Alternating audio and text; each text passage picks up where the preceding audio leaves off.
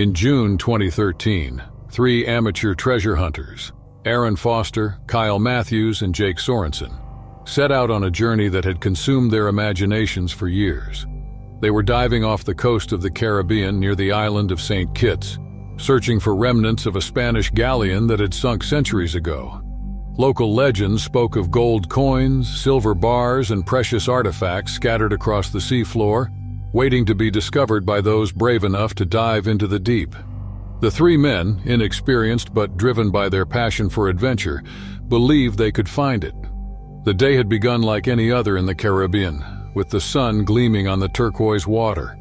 They anchored their boat near a reef that locals had hinted might hide pieces of the wreck. The excitement was palpable as they checked their gear one last time before plunging into the ocean. Aaron, a seasoned diver among the three, led the dive, with Kyle and Jake following close behind. They descended through the water, eagerly scanning the seabed for any sign of the shipwreck. After nearly an hour of exploring, they found a decaying hull half buried in the sand, its timbers worn down by centuries of water and time. The ship was ancient, and the possibility that treasure lay hidden within its remains was enough to send a thrill through the group. They swam closer, cautiously entering the wreck, their lights illuminating the dark spaces within the hull. Inside, they began searching for signs of anything valuable, combing through the debris and silt that had settled over the centuries. Jake didn't take long to spot something, an old tarnished coin wedged between two broken planks.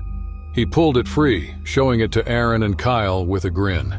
They were ecstatic, believing this was the first of many discoveries. But as they continued their search, something else lurked in the water above them. Hammerhead sharks, known for their distinctive heads and aggressive behavior, frequented these waters. While not typically prone to attacking divers, hammerheads were territorial creatures, and the movement inside the wreck had caught the attention of a particularly large one. At first, the shark merely observed from a distance, its wide-set eyes scanning the area. Aaron felt a sudden chill of unease as he moved to another part of the wreck. He turned to see the silhouette of a massive hammerhead circling the wreck, its body moving gracefully but with intent. Aaron signaled to the others, his heart rate picking up. The treasure hunt had become far more dangerous than any of them had anticipated. The hammerhead shark began circling closer, its posture growing more aggressive with each pass. It was no longer just curious but asserting its dominance over the area. Aaron, Kyle, and Jake quickly realized the shark wouldn't leave. They were trapped inside the wreck and their air supplies were running low. Each had less than 30 minutes of oxygen left, but the shark blocked their path to the surface.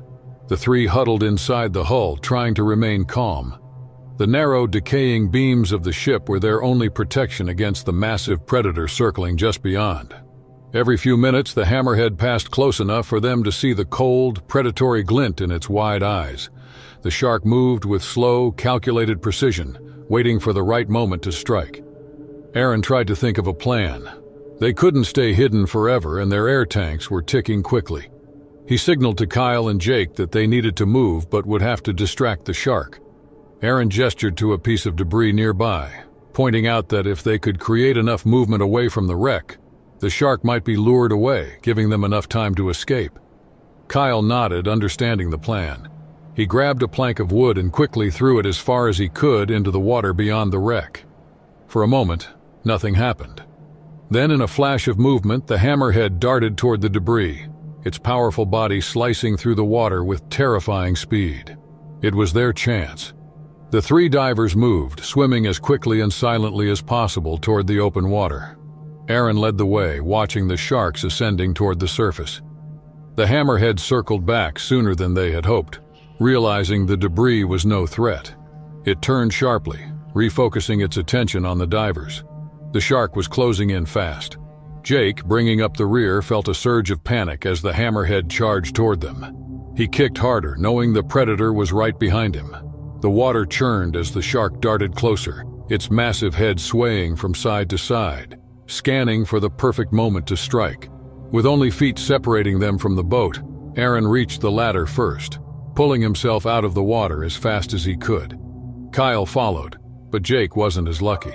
Just as he reached for the ladder, the hammerhead surged up from below, brushing against his legs with a sickening force. Jake screamed into his regulator, the impact sending a shock through his entire body. He kicked wildly, his heart pounding as he tried to scramble onto the ladder. Aaron and Kyle grabbed Jake's arms, hauling him up just as the shark made another pass, snapping its jaws at the air where Jake's foot had been. The three of them collapsed onto the deck of the boat, gasping for breath, their bodies trembling from the adrenaline. Below them, the hammerhead circled a few more times, clearly agitated that its prey had escaped, before finally drifting back into the depths. The divers lay on the boat's deck, staring at the sky, shaken but alive. Their treasure hunt had nearly cost them their lives. As they caught their breath, the reality of the encounter set in. There were far greater dangers in the ocean than the allure of hollow gold. The massive hammerhead had shown them how quickly a dive could turn deadly, and the once exciting prospect of finding treasure now felt trivial compared to what they had just survived. Mary had always been self-conscious about her weight. As a child, she had been the target of unkind remarks and stares, and those experiences had left her hesitant to engage in activities that drew attention to her body. Vacations, especially those involving swimsuits and beaches, were a particular source of anxiety. Yet here she was in South Africa, having decided it was time to push past her fears. Her family had planned this vacation for months, hoping it would be a time for relaxation and adventure. They had chosen a beautiful coastal town known for its stunning beaches and clear waters. It was a perfect opportunity for Mary to try something she had always been curious about, but too afraid to attempt: snorkeling. On a bright morning, the sky was clear and the water was inviting. Mary decided it was time.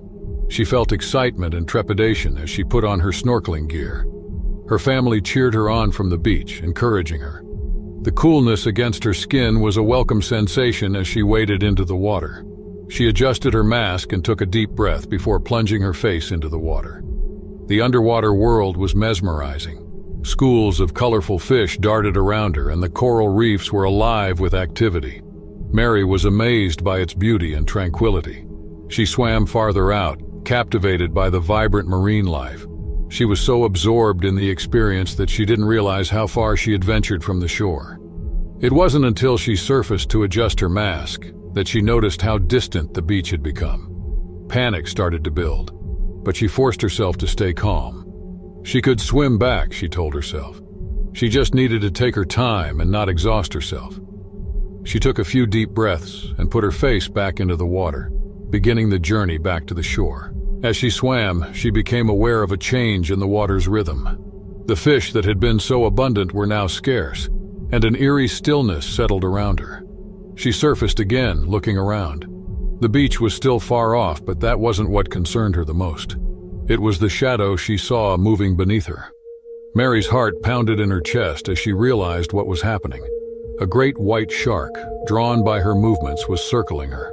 Her mind raced, remembering everything she had ever heard about shark encounters. The first rule was not to panic, but that was easier said than done. She knew sudden movements could attract the shark's attention even more. She forced herself to stay still, floating calmly on the surface. Now she could see the shark more clearly, its massive body gliding effortlessly through the water. It was both beautiful and terrifying.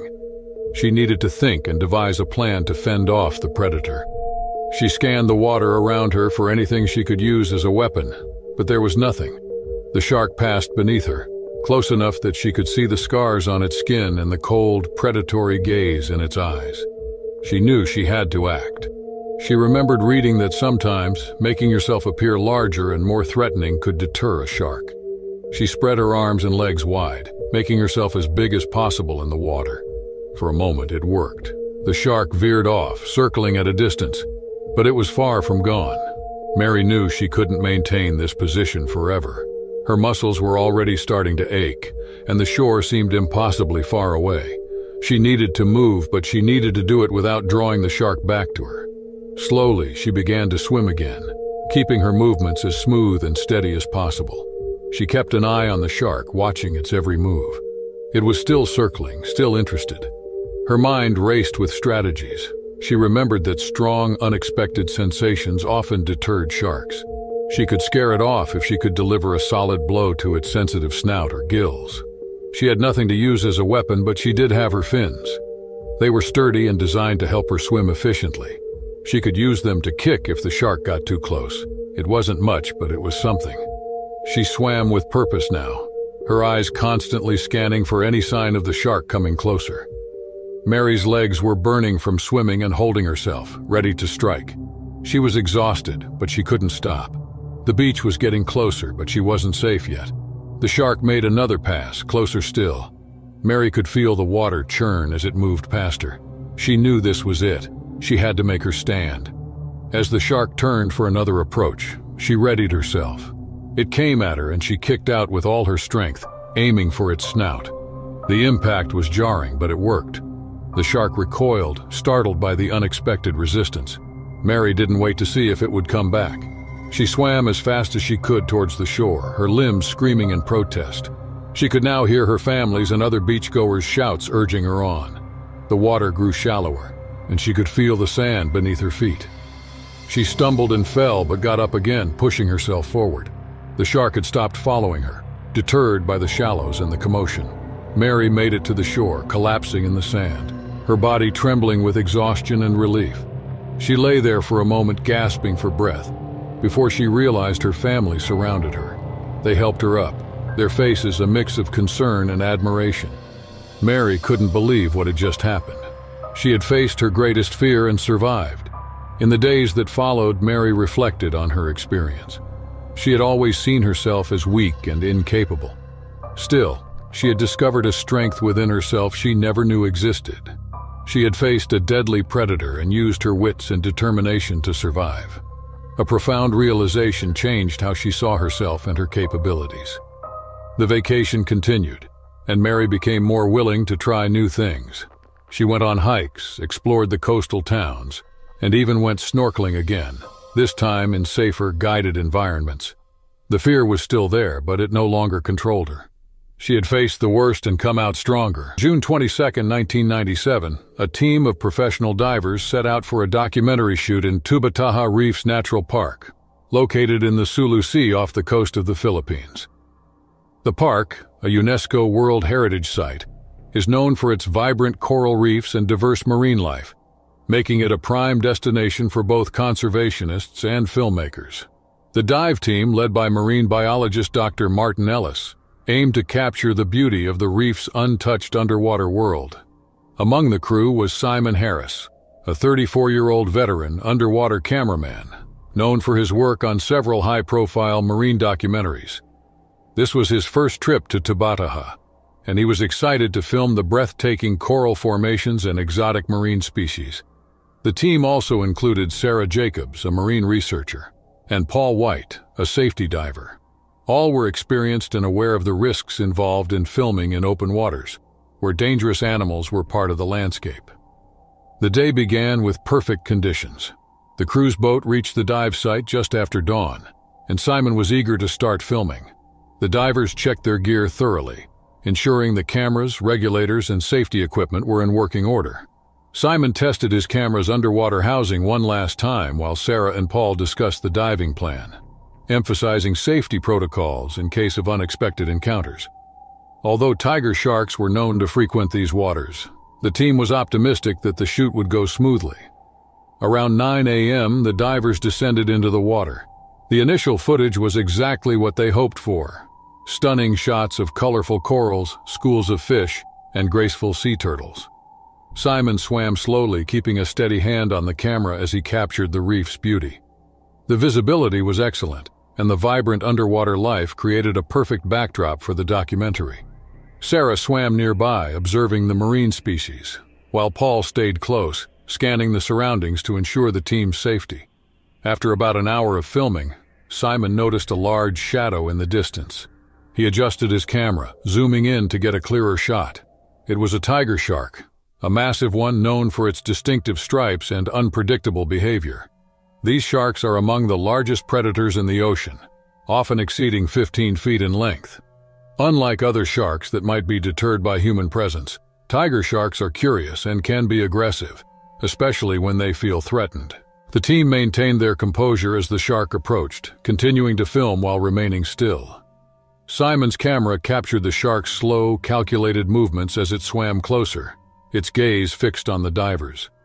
The crew knew not to panic or make sudden movements. They remained calm, hoping the shark would simply pass by. But the shark's behavior suddenly changed. It stopped circling and swam directly toward Simon. Before he could react, the shark lunged, ramming into him with brutal force. The impact knocked Simon back, sending the camera tumbling from his hands. He reached out instinctively, grabbing hold of a nearby coral formation to steady himself. But the shark was relentless. In one swift motion, it bit into Simon's side, its powerful jaws clamping down with terrifying force. The pain was immediate, a searing shock that spread through Simon's body.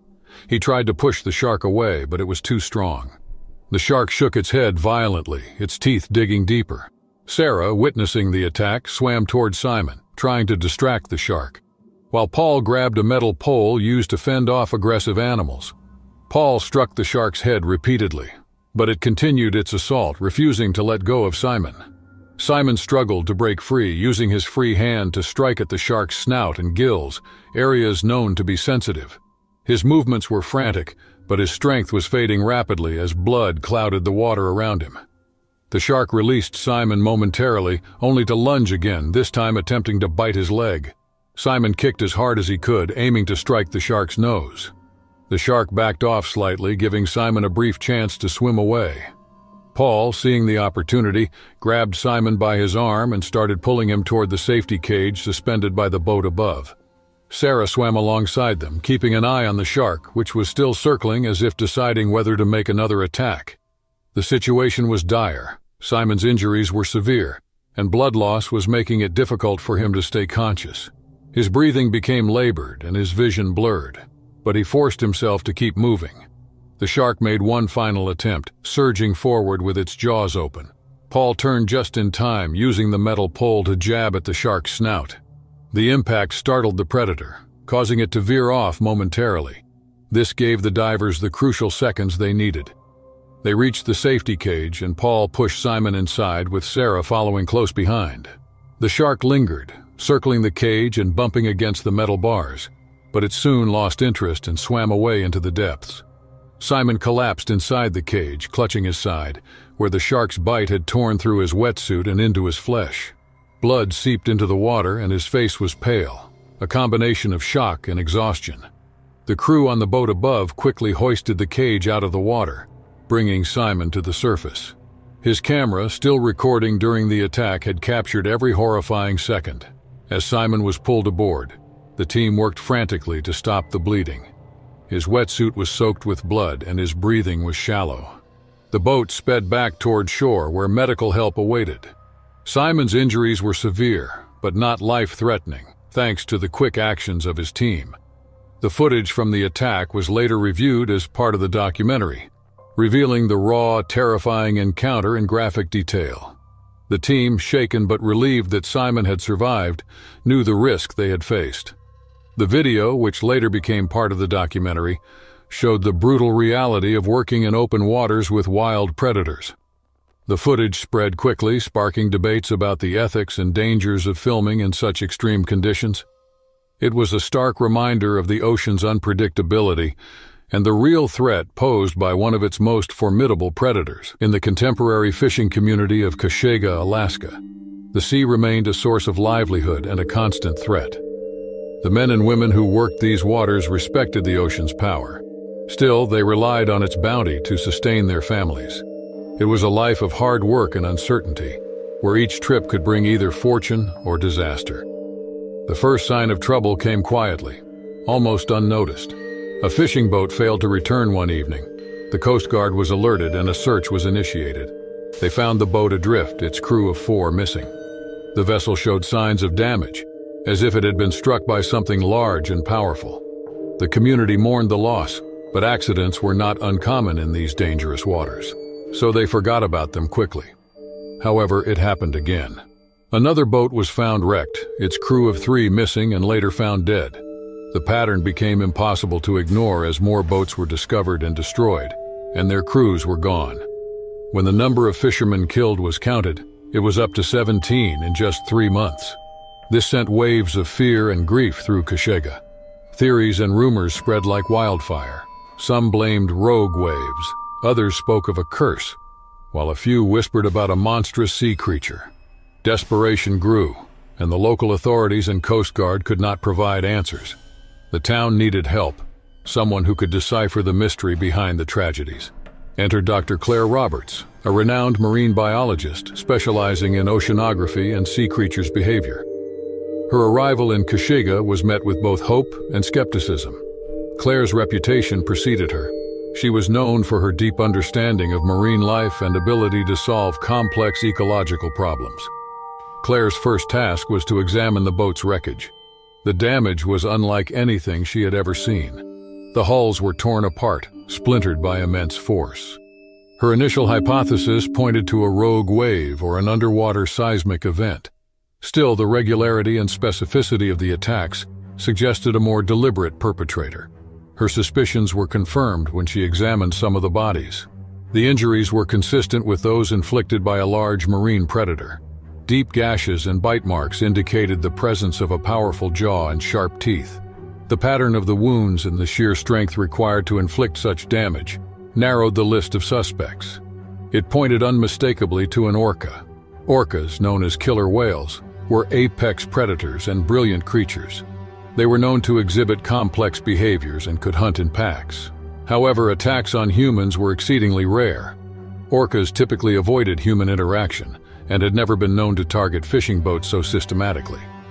Claire faced a baffling anomaly, an orca driven by an unknown rage singling out fishermen and their vessels. Claire set out to gather more data. She equipped a research vessel with underwater cameras and acoustic equipment, hoping to capture evidence of the rogue orca's behavior. She spent days on the water, scouring the coastline and monitoring the movements of marine life. Her efforts were initially fruitless. The sea seemed to hold its secrets tightly, offering no clues. Then, one foggy morning, Claire's patience was rewarded.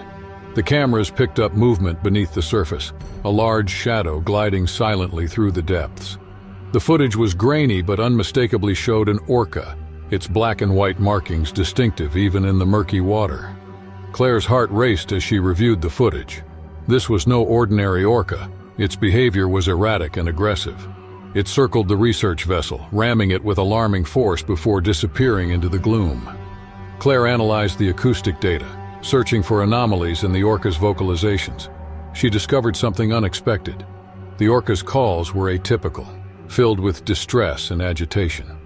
Orcas communicated using a complex language of clicks and whistles, and the vocalizations Claire recorded were unlike anything she had encountered before. They were haunting, a cry of rage and pain that sent chills down her spine. Determined to understand the cause of the orca's behavior, Claire delved into the region's recent history. She discovered that the local fishing industry had significantly changed in the past year. Overfishing had depleted the stocks of salmon and herring, the primary food sources for orcas. In their desperation to maintain their catch, some fishermen resorted to illegal practices, including using explosives to stun the fish, causing immense disruption to the marine ecosystem. Claire hypothesized that the rogue orca's aggression directly responded to these disruptions. The depletion of food sources and the violent methods used by the fishermen had likely traumatized the animals. It was acting out of a primal survival instinct, lashing out at the perceived threat to its existence. With this understanding, Claire knew that stopping the orca would require addressing the root causes of its behavior. She convened a meeting with the fishermen, presenting her findings and urging them to change their practices. The reception was mixed. Some were sympathetic, recognizing their role in the crisis. In contrast, others were skeptical and unwilling to acknowledge the impact of their actions on the marine environment. Claire faced an uphill battle. The fishermen's livelihoods were at stake, and the community was divided. She knew persuading them to adopt sustainable practices would take time and effort. She continued her research, documenting the orca's movements and vocalizations and gathering evidence to support her case. In the meantime, the attacks continued. Another boat was found adrift, and its crew was missing. The fear in the village intensified, and the calls for more drastic measures grew louder. Some demanded that the orca be hunted and killed, viewing it as a monster that needed to be eradicated. Claire was determined to prevent such an outcome. She believed that understanding and addressing the underlying causes of the orca's behavior was the only way to resolve the crisis. So she sought allies among environmental organizations and government agencies. The breakthrough came when a group of fishermen, led by a respected elder, agreed to participate in a pilot project. They adopted sustainable practices, using less invasive methods, and reducing their catch to allow the fish stocks to recover. The rogue orca's behavior began to change. The attacks decreased in frequency, and the animal's vocalizations became less distressed. Claire believed that the orca was responding to the improved conditions, sensing that the threat to its survival was diminishing. Despite these positive developments, tensions remained high. Some factions within the community continued to call for more aggressive action, viewing the orca as an ever-present danger. Claire knew that lasting change would require a fundamental shift in attitudes and practices, which could take years. In time, the fishing community of Kashiga began to heal. The fishermen adapted to the new practices, improving their catches as the marine ecosystem recovered.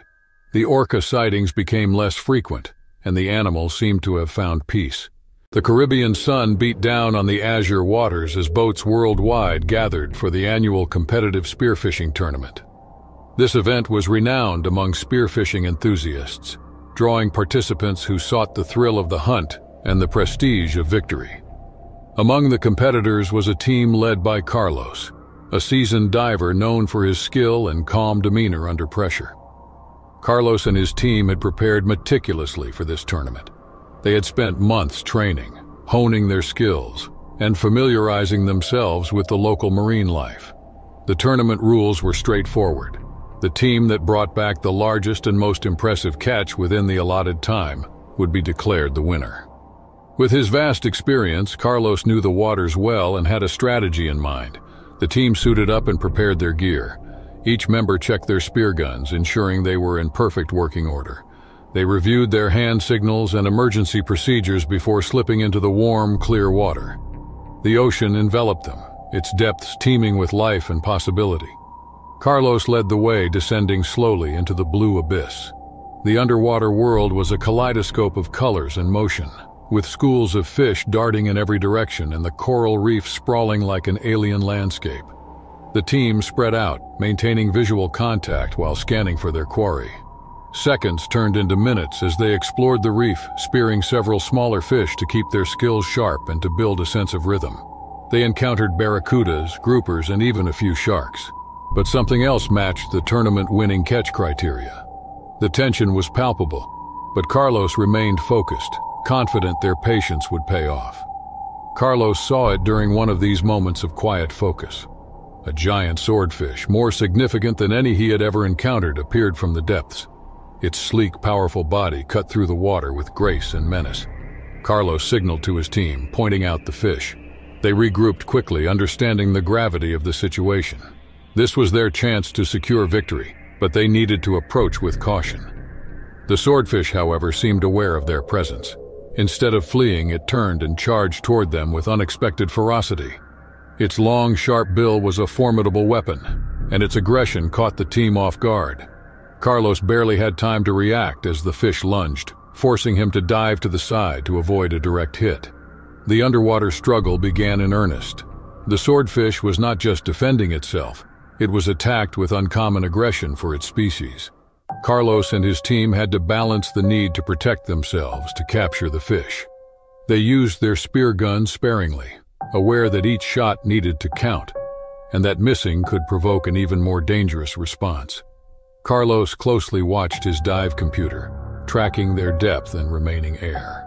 The swordfish made another charge, and one of his teammates barely avoided being struck. Carlos knew they couldn't sustain this cat-and-mouse game much longer. They needed to devise a plan to subdue the fish without putting themselves in further danger. Drawing on his experience, Carlos signaled to his team to try a coordinated approach. They would attempt to tire the swordfish by forcing it to make repeated charges, hoping to exhaust it enough to make a capture feasible. The team positioned themselves strategically, using the reef's terrain to their advantage. They moved in unison, closing the distance to the swordfish. Carlos aimed with his spear gun, targeting a spot just behind the gills where a clean shot would be most effective. He waited for the right moment, his heart pounding in his chest. The swordfish made one last desperate lunge, and Carlos fired.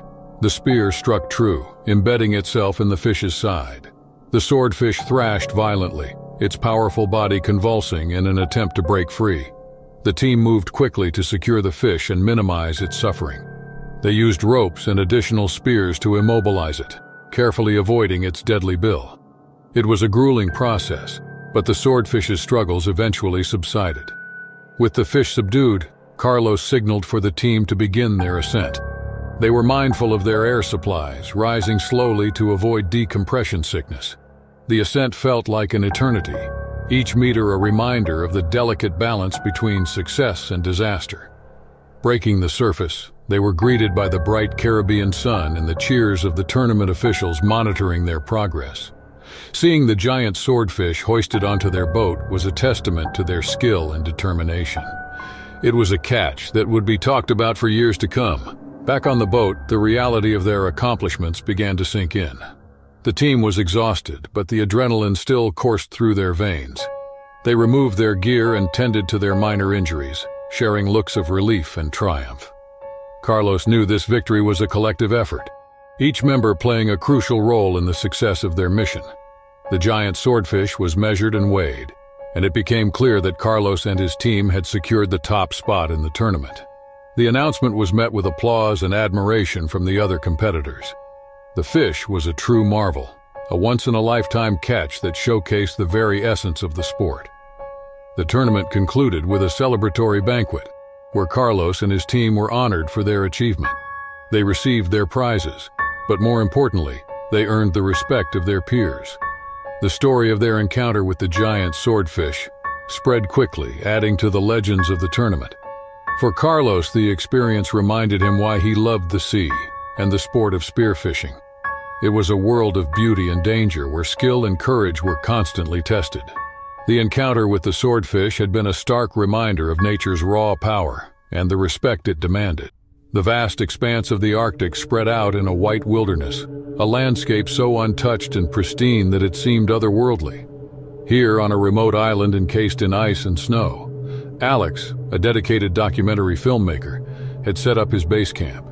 His mission was to capture the elusive and intimate moments of a colony of seals during mating season. This endeavor promised rare and breathtaking footage.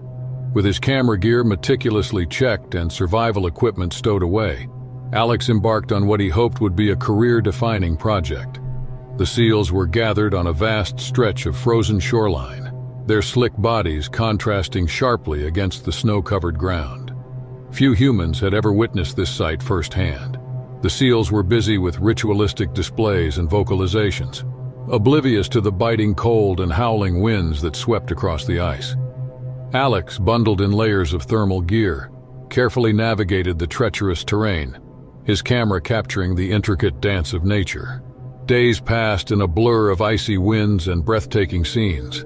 Alex became a silent observer, blending into the landscape, his presence barely noted by the seals.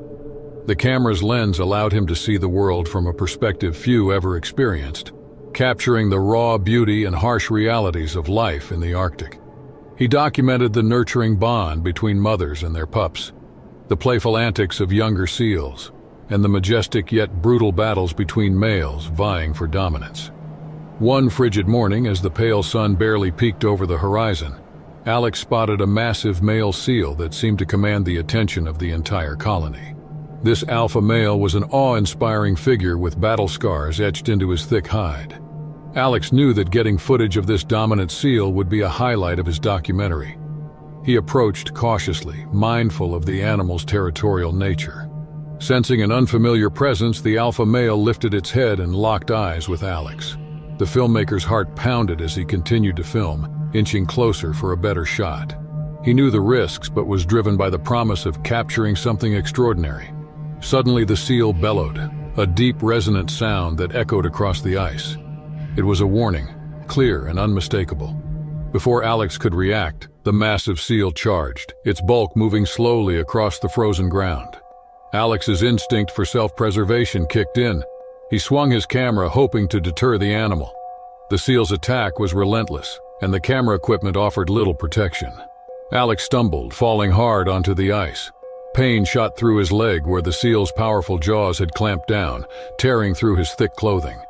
Desperation surged through him as he used his tripod to fend off the aggressive seal, each movement a struggle against the searing pain and rising panic. He knew he had to get away, to put distance between himself and the enraged animal. With great effort, he scrambled to his feet, using the tripod to keep the seal at bay as he backed away slowly. The alpha male eventually relented, returning to its territory, but the damage was done. Alex's leg throbbed with pain, the cold seeping into his bones through the torn fabric. The journey back to camp was an agonizing test of endurance and willpower. The extreme cold gnawed at him, sapping his strength and clarity. Though designed for the harsh conditions, his survival gear offered little solace against the pain radiating from his leg. Each step was a battle, his breath forming vapor clouds in the frigid air. Navigating the icy landscape was treacherous. The once familiar terrain seemed like a labyrinth, and each snowdrift and ice formation was a potential hazard. Alex relied on his survival skills, honed over years of filming in extreme environments. The sky darkened, the brief Arctic day giving way to a long, frigid night. Alex knew that stopping was not an option. If he paused, the cold would claim him. He pressed on, his mind focused on reaching his camp. Finally, after what felt like an eternity, Alex spotted the outline of his base camp. Relief flooded through him, giving him a final burst of energy. He staggered into the camp, collapsing near his tent. With trembling hands, he unpacked his first aid kit and began treating his wounds.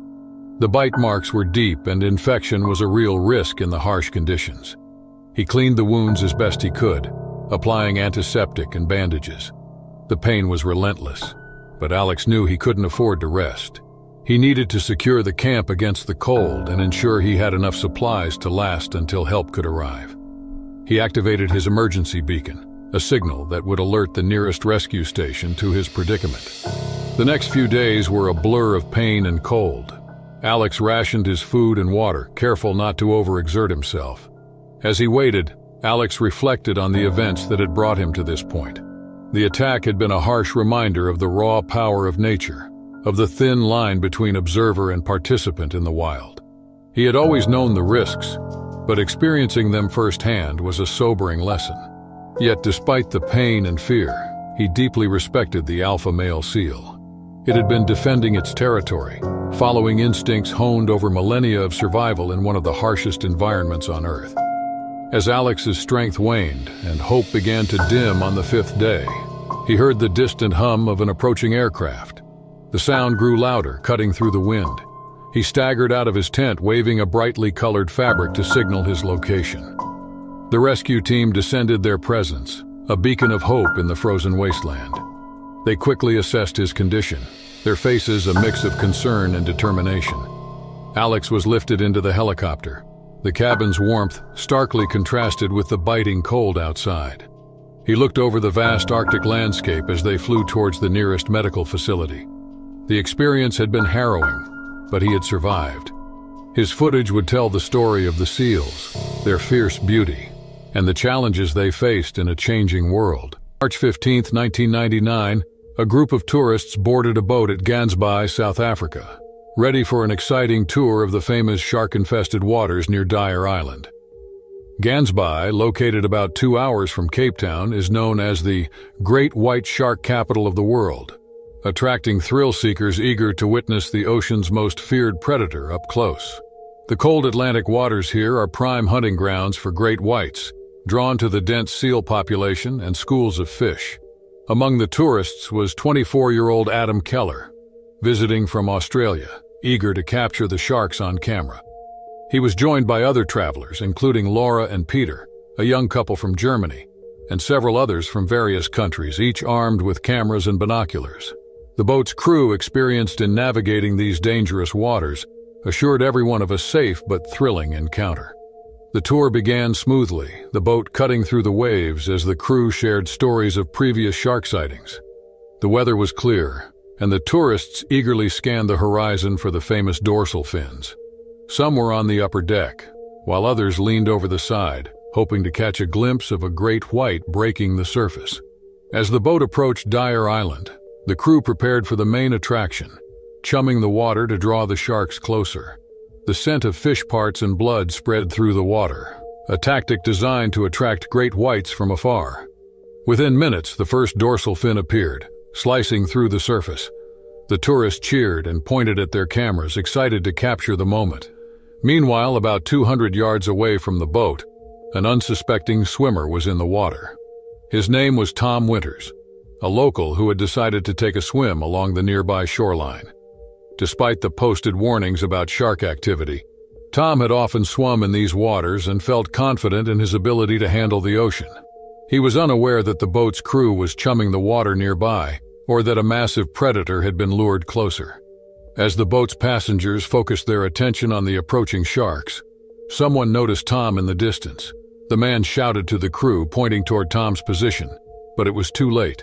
Without warning, a great white shark, over 16 feet long, surged from the depths. It leapt partially out of the water, aiming directly at the swimmer. The tourists' excitement quickly turned to horror as the shark attacked with shocking speed and force. The boat's passengers watched in disbelief, some recording with their cameras while others screamed for help. Tom, unaware of the danger, was suddenly pulled under as the shark's massive jaws clamped down on his side. The force of the bite sent waves crashing around him, and blood spread rapidly in the water, turning it a deep red. Tom struggled to break free, his body twisting as he tried to fight off the predator. The shark's powerful jaws made escape nearly impossible. The tourists on the boat could only watch in terror as the shark dragged Tom deeper.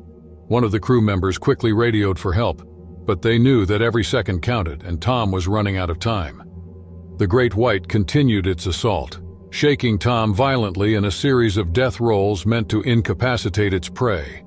The water churned with each twist, making it hard for those on the boat to see what was happening beneath the surface. Tom's frantic movements grew weaker as the shark pulled him further from view. The passengers leaned over the edge, desperately hoping for a sign that he had escaped. But the shark wasn't done. It resurfaced briefly, its dorsal fin cutting through the bloodied water.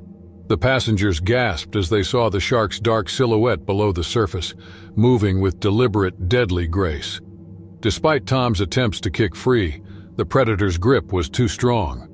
The tourists' screams filled the air, mixed with the sound of the crew shouting for rescue boats that were still minutes away. The attack lasted only moments, but it felt like an eternity to those watching. The shark's powerful body thrashed as it continued to drag Tom deeper, his struggles growing weaker until he disappeared entirely below the surface. The water settled for a brief moment, leaving only a spreading cloud of blood and floating debris. The crew threw flotation devices and used poles to try to reach Tom's last known position, but there was no sign of him. The passengers on the boat were shaken, some in tears, while others continued filming, unable to comprehend the horror they had just witnessed. The boat circled the area, but the shark remained out of sight, and it was clear that Tom's chances of survival were slim. Several rescue boats arrived, their crews scanning the water for any sign of Tom. Divers prepared to enter the water despite the clear danger posed by the still active shark. The scene was chaotic, with rescue teams coordinating efforts to recover Tom, but their attempts were futile. After nearly an hour of searching, it was clear that Tom's body would not be recovered. The footage captured by multiple passengers quickly made its way to the news and later social media. The video showed the entire attack from different angles: the shark's sudden leap, the chaotic thrashing, and the chilling disappearance of Tom beneath the waves. It was unlike any shark attack footage seen before, capturing the raw terror of a predator in action. The video spread rapidly, shocking viewers worldwide. Many who had once considered the ocean a place of adventure now saw it as a place of hidden danger. The brutal attack off Gansby was a stark reminder of the ocean's untamed nature and the deadly power of the great white shark. The early morning sun cast long shadows over the Australian outback, a land of stark beauty and hidden dangers. Mark, a seasoned wildlife photographer, had ventured into this remote wilderness with a singular goal: to capture images of the elusive saltwater crocodile. Known for their cunning and power, these ancient reptiles had long fascinated him. His journey took him to the dense mangroves along the northern coast, where the saltwater crocodiles reigned supreme. Mark had spent weeks preparing for this expedition. He studied maps, consulted with local guides, and meticulously checked his equipment. His camera, lenses, and waterproof gear were all in perfect condition. He knew the risks involved. The saltwater crocodile was a formidable predator, capable of swift and deadly attacks. Yet the allure of capturing their raw power on film was irresistible. He set out at dawn, the air heavy with humidity and the promise of another scorching day. The mangroves were a labyrinth of tangled roots and murky waters, a perfect crocodile habitat. Mark moved cautiously, his senses alert to every sound and movement. The ground beneath his feet was soft and treacherous, but he was used to navigating rugged terrain. Hours passed as he trekked more profoundly into the mangroves, pausing occasionally to capture the vibrant flora and fauna around him. He photographed colorful birds, stealthy reptiles, and the intricate patterns of the mangrove roots. But the saltwater crocodile remained elusive. Determined not to leave empty-handed, Mark pressed on. As he ventured further, the mangroves became denser, the air thicker with the scent of salty water. He knew he was entering prime crocodile territory. His heart raced with a mix of anticipation and caution. Suddenly he stumbled upon a hidden nest, a cluster of large leathery eggs partially buried in the mud. His pulse quickened. This was a rare find, but he was acutely aware of its danger. He carefully positioned himself to take a few shots of the nest, mindful of his surroundings. The camera clicked softly, capturing the scene. But then a sound behind him made his blood run cold. A low, guttural growl, unmistakable and terrifying. He turned slowly, his worst fear realized. The mother crocodile was emerging from the water, an enormous creature with scales glistening in the dappled sunlight. Her eyes were fixed on him, filled with a primal rage. Mark knew he had inadvertently provoked her by disturbing the nest. Without hesitation, she lunged at him with astonishing speed. Mark barely had time to react. He bolted, his heart pounding, adrenaline surging through his veins. The chase was on. The dense mangroves offered little room for maneuvering. Mark's knowledge of the terrain became his greatest asset. He darted through the twisted roots and thick foliage, using every ounce of his agility to evade the pursuing predator. The crocodile crashed through the underbrush behind him, her powerful tail and massive jaws cutting a path of destruction. Mark's mind raced as he ran. He needed to find a way to lose the crocodile and put enough distance between them to find safety. He remembered a narrow creek nearby, its banks steep and lined with thick vegetation. If he could reach it, he could use the terrain to his advantage. Reaching the creek, Mark plunged into the water, its coolness a shock to his system. He swam quickly, knowing the crocodile was just behind him. The thick vegetation along the creek's banks offered a potential barrier. He used his hands to pull himself along, the water hampering his movements and providing a measure of cover. The crocodile entered the creek with a splash, her massive form slicing through the water quickly. Mark felt a surge of panic but forced himself to stay focused. He swam to the opposite bank, scrambling up the steep incline, mud and roots offering tenuous holds. He glanced back, the crocodile closing in, her jaws snapping inches from his legs. The chase continued with the crocodile's growls, constantly reminding them of the danger. Mark's muscles burned with exhaustion, but he couldn't afford to slow down. He knew the crocodile would tire eventually, her rage giving way to the physical limits of her body. He needed to reach that point before his strength failed him. He spotted a large fallen tree ahead, its trunk forming a natural bridge over a deeper section of the creek. He headed towards it, hoping it would provide a temporary escape route. He climbed onto the trunk, moving quickly across its length. The crocodile reached the tree's base, her eyes never leaving him. She hesitated, the obstacle momentarily stalling her pursuit. Mark used the precious seconds to gain distance. He reached the other side and continued running, the dense vegetation offering a semblance of cover. Mark's mind worked quickly, assessing his options. He spotted a narrow channel leading away from the cover, its entrance partially hidden by thick foliage. It was a gamble, but he had no choice.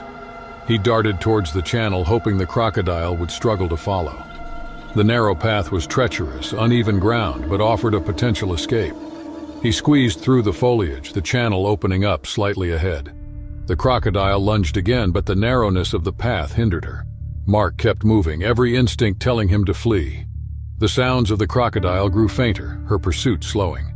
Mark didn't stop until he was sure he had put enough distance between them. He stumbled upon a rocky outcrop, a rare feature in the mangroves. He climbed onto it, using the elevation to survey his surroundings. The crocodile was nowhere in sight. Mark collapsed onto the rocks, his body trembling with exhaustion.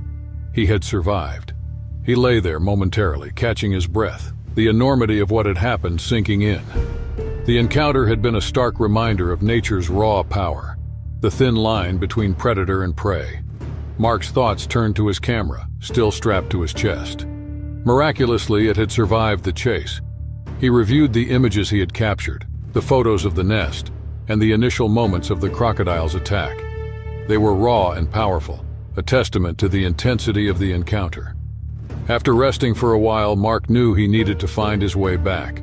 He checked his compass and oriented himself. The journey back through the mangroves was slow and cautious. Every sound made him wary, every shadow a potential threat. He retraced his steps, the memory of the chase fresh in his mind. Hours later, he emerged from the mangroves, the sun hanging low in the sky. His boat was where he had left it, a welcome sight. He climbed aboard, stowing his gear and taking a moment to reflect. The outback had tested him and pushed him to his limits. He had faced one of nature's most formidable predators and lived to tell the tale. The crew of the Northern Spirit had been fishing the cold waters off the coast of Alaska for years. Captain Ed Parker and his experienced crew, Mike Sanderson, Dave Collins, and rookie Josh Taylor, knew these waters well. They had been out for a few days, focused on hauling in the rich supply of salmon that thrived in the region. It was June 15, 2011, and everything had gone smoothly until that morning when a thick fog suddenly enveloped their boat. Alaska's fishing grounds were notorious for unpredictable weather, but the fog initially didn't faze the crew. They continued working, hauling in nets filled with salmon and chatting about what they would do with the catch once they returned to shore. The sea was calm. The only sounds were the hum of the boat's engine and the clattering of the heavy nets as they worked. The Pacific sleeper shark was a common but mysterious presence in these waters. Known for being slow and sluggish, these sharks could grow up to 20 feet long. Unlike faster, more aggressive species, sleeper sharks were scavengers, usually feeding on fish or dead marine animals that drifted into their path. They rarely interacted with humans, and the crew of the Northern Spirit had never worried about them. But they didn't know that sleeper sharks could become far more dangerous if provoked. As the fog thickened, visibility dropped to almost nothing. The crew slowed their work, feeling uneasy as they peered into the mist. Ed kept the boat steady, guiding the crew through pulling in the last of the nets. Everything was routine until they noticed something strange. Usually filled with salmon, the nets had become heavier than usual, almost as if something massive had gotten tangled. Mike and Dave struggled to pull the nets up, their muscles straining as they heaved them over the side of the boat. When the nets finally broke the surface, their worst fears were confirmed. A massive Pacific sleeper shark had gotten caught in the lines, its enormous body twisted in the tangled web of ropes, its dark, lifeless eyes staring up at them as it sluggishly tried to free itself. The crew wasn't prepared for this. They had previously dealt with large fish and occasional entanglements, but a shark this size was a different challenge. The shark thrashed weakly in the nets, and the crew knew they needed to act fast before it damaged their equipment beyond repair. Something more disturbing happened as they began working to free the shark. Another shadow appeared beneath the surface, and then another.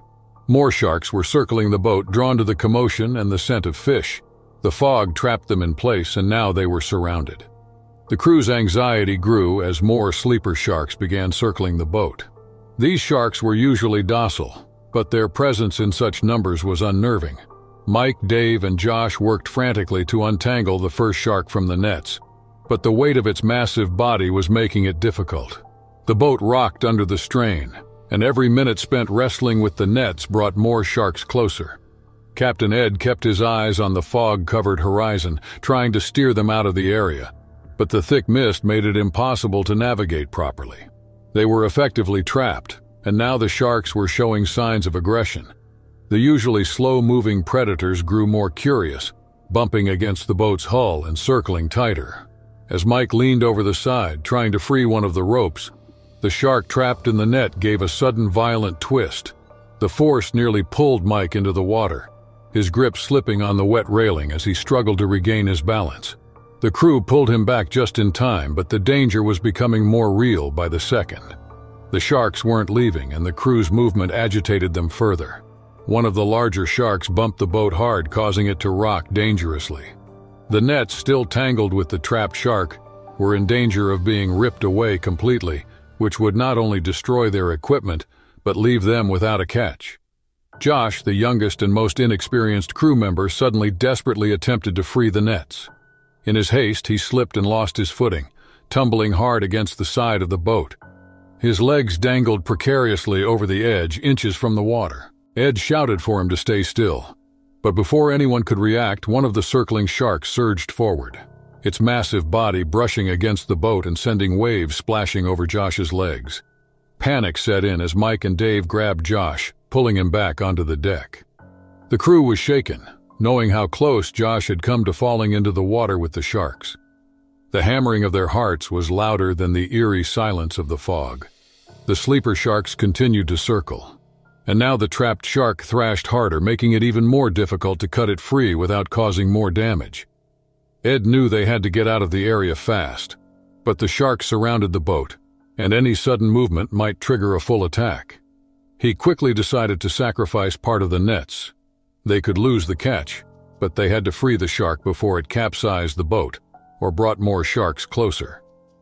The crew worked silently, the tension thick in the air as they used a knife to slice through the ropes. The trapped shark broke free with a final cut, disappearing into the depths.